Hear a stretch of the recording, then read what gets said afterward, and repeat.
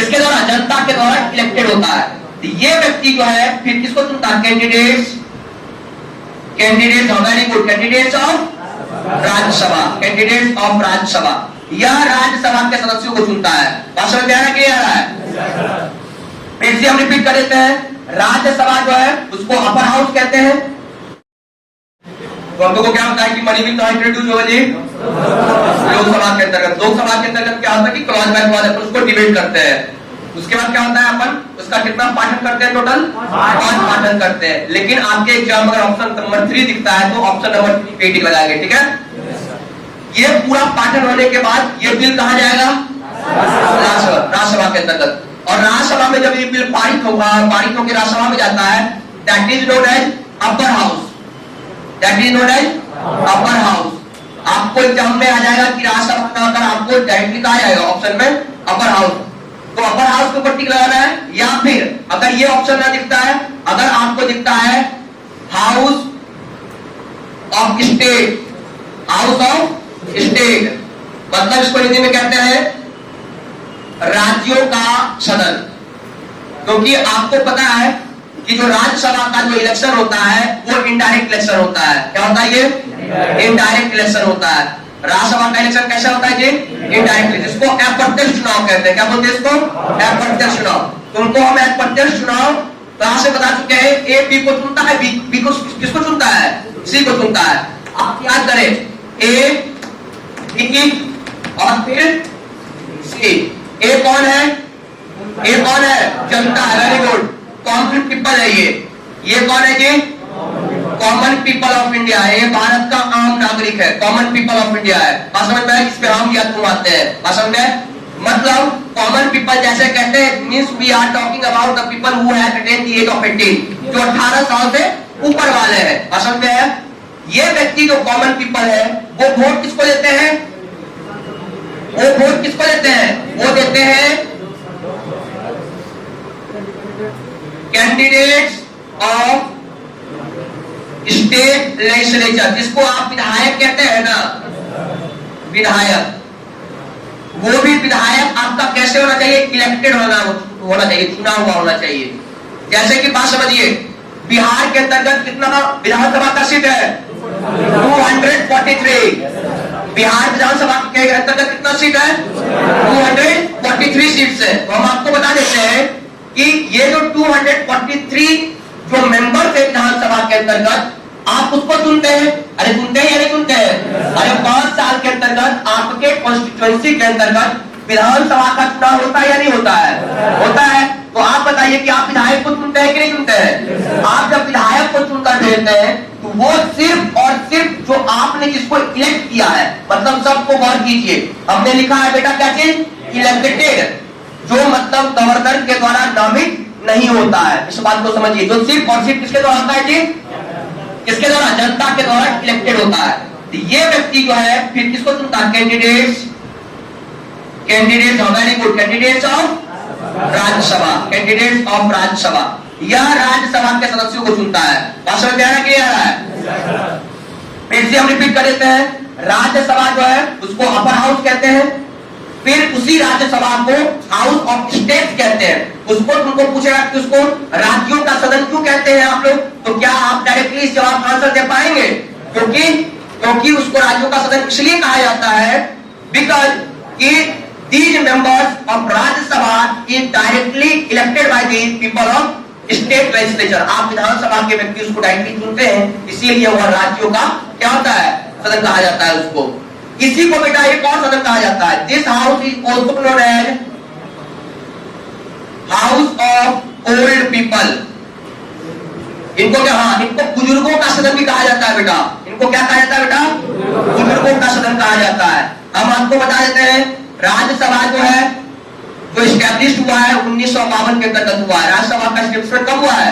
1952 के अंतर्गत हुआ है। बात समझ में? तो आप एक काम करेंगे, ये अगर आपको आता हो, ठीक है, तब लिखना नहीं है। अगर नहीं आता हो, अब कितने लोग लिखना चाहते हैं इसको?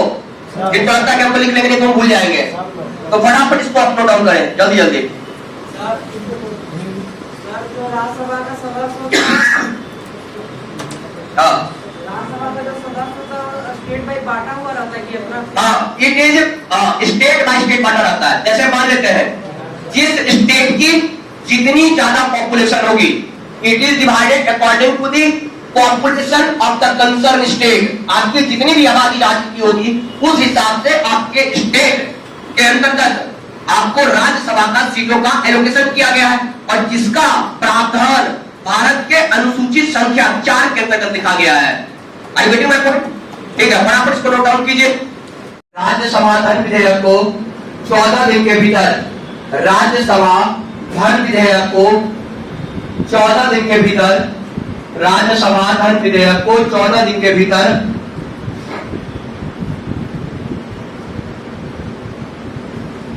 14 दिन के भीतर अनिवार्य तौर से लोकसभा को पारित करता है। 14 दिन के भीतर अनिवार्य तौर से लोकसभा को पारित करता है, विद इन द 14 डेज। 14 दिन के भीतर पारित करता है, और ब्रैकेट में लिखिएगा पारित की तिथि से, जिस तारीख को उसको पारित करेगा राज्य लोकसभा, पारित की तिथि से, पारित की तिथि से। देख लिए सेकंड लिखा हुआ है, अगर राज्यसभा 14 दिन के भीतर, अगर राज्यसभा 14 दिन के भीतर, अगर राज्यसभा 14 दिन के भीतर, अगर राज्यसभा 14 दिन के भीतर धन विधेयक को, अगर राज्यसभा 14 दिन के भीतर धन विधेयक को लोकसभा में पारित नहीं करता हो, लोकसभा में पारित नहीं करता हो, लोकसभा में पारित नहीं करता हो, नहीं करता हो, नहीं करता हो, नहीं करता हो, तो लोकसभा इस विधेयक को पारित मान लेता है।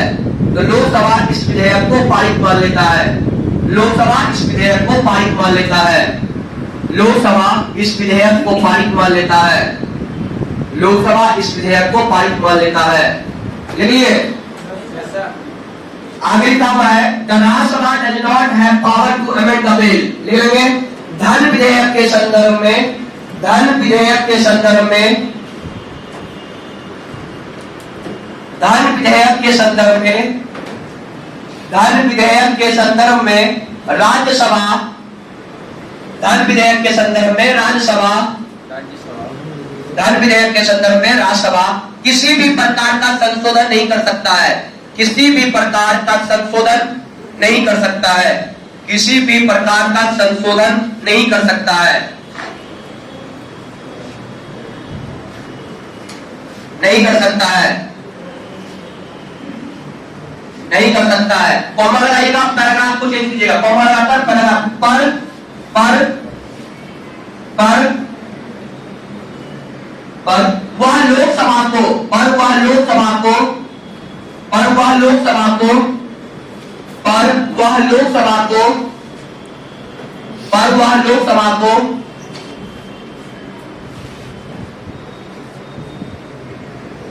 पर वह लोकसभा को संशोधन, संशोधन, संशोधन करने हेतु, संशोधन करने हेतु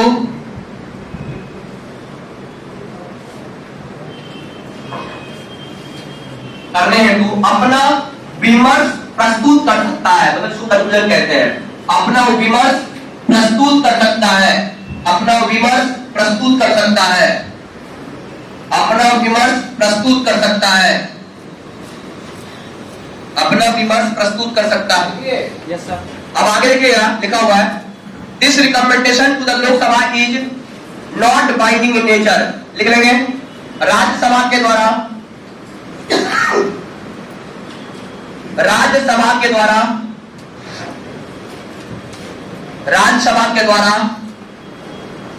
सुझाए गए, राज्यसभा के द्वारा सुझाए गए, सुझाए गए संशोधन, राज्यसभा के द्वारा सुझाए गए संशोधन लोकसभा के के ऊपर बाध्यकारी नहीं है, लोकसभा के ऊपर बाध्यकारी नहीं है, लोकसभा के ऊपर बाध्यकारी नहीं है, लोकसभा के ऊपर बाध्यकारी नहीं है, लोकसभा के ऊपर बाध्यकारी नहीं है।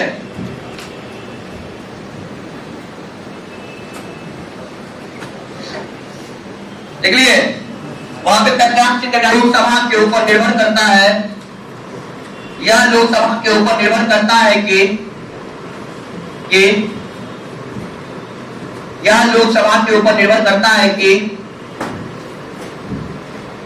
उस संशोधन को स्वीकार करे अथवा अस्वीकार करे, उस संशोधन को स्वीकार करे अथवा अस्वीकार करे।